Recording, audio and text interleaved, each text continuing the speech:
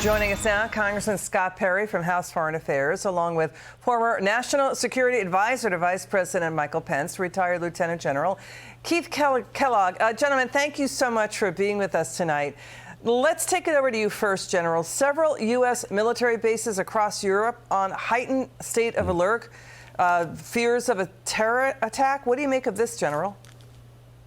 Yeah, Liz, first of all, thanks for having me tonight. Look, this is not unusual. When you look at what's happening in the region, you've got two wars in the middle, one in the Middle East, one actually happening in Ukraine and Russia. You've got the start of the Paris Olympics in just a couple of weeks. There's a lot of things happening. It's a target-rich environment.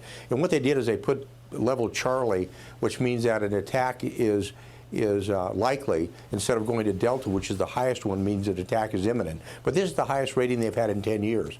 And when you look at the installations throughout Europe, you know, the host country, be it the Germans, be it the French, be it the Italians, they really have principled security requirements to protect those installations. Once you get onto the installations, it's U.S. protection. But it's a really target-rich environment. And you see ISIS-K, what they did just recently in Russia. Yeah. So I think the Americans should be very, very concerned about it. I think they're ready for it. And oh, by the way, this isn't unusual. When I was stationed years ago, we had the Baader-Meinhof gang, we had the Red Army faction. This is just a really unsettled area. It's a really unsettled time. Yeah. And it really puts a premium on our decision-making back here in the United States and our readiness as well. You know, we're going to move on to this as well. Thank you for that, General. Let's listen to reporters pushing back on President Biden falsely claiming at the CNN debate no U.S. troops died on his watch when 16 died, 13 in the botched exit out of Afghanistan, 3 at Jordan's border with Syria. Take a listen to this.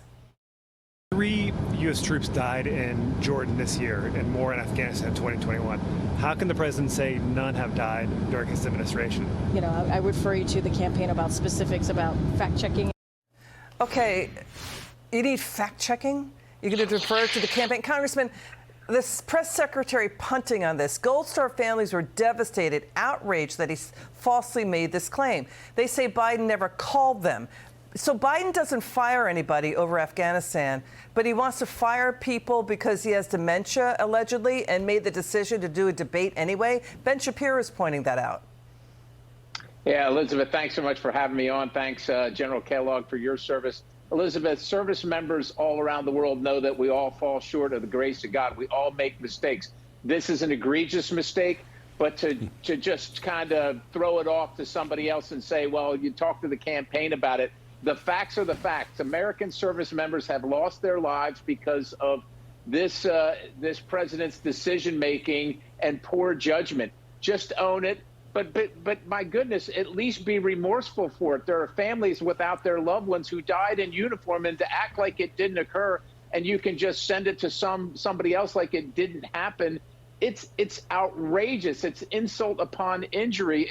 I can't imagine a president ever, especially, I can't imagine a president ever doing or saying such a thing, or anybody on behalf of the president, especially when he's out there acting as though he's been the strongest president ever, most in support of military and military families. It is unbelievable. So we've also got this. Thank you for that, Congressman. This story from the Wall Street Journal that President Biden was essentially unable to function at the G7 meeting. He was the only leader to not go to their off-script meeting with each other. Plus, at the EU-U.S. summit in D.C., Antony Blinken had to help Biden read his own talking points. The Financial Times reported Biden ended a meeting with an EU leader earlier this year, General, with the same anecdote he started the meeting with. But when they heard Biden repeat himself, quote, everyone's heart sank. General, your reaction to this?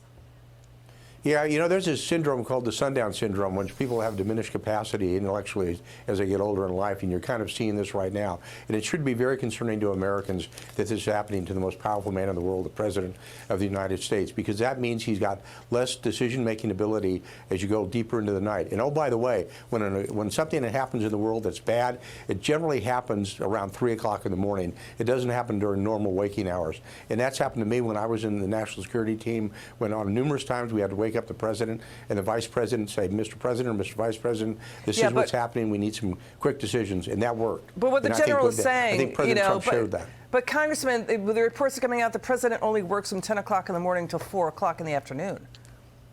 Yeah, but the world doesn't stop all the other times. And as the general said, often the bad things happen when you're fast asleep, and the rest of the world isn't necessarily on Washington, D.C. time. One of those diplomats called what's happening to the president of the United States an unmitigated disaster. Liz, when we're seeing it, our adversaries are seeing it. That weakness is provocative. It's making our country less safe. And I think it also feeds into the fact that the military bases overseas have increased their awareness status. People don't feel safe around the world, and our allies don't feel safe knowing that this president has got these problems and is not prepared for the mission at hand.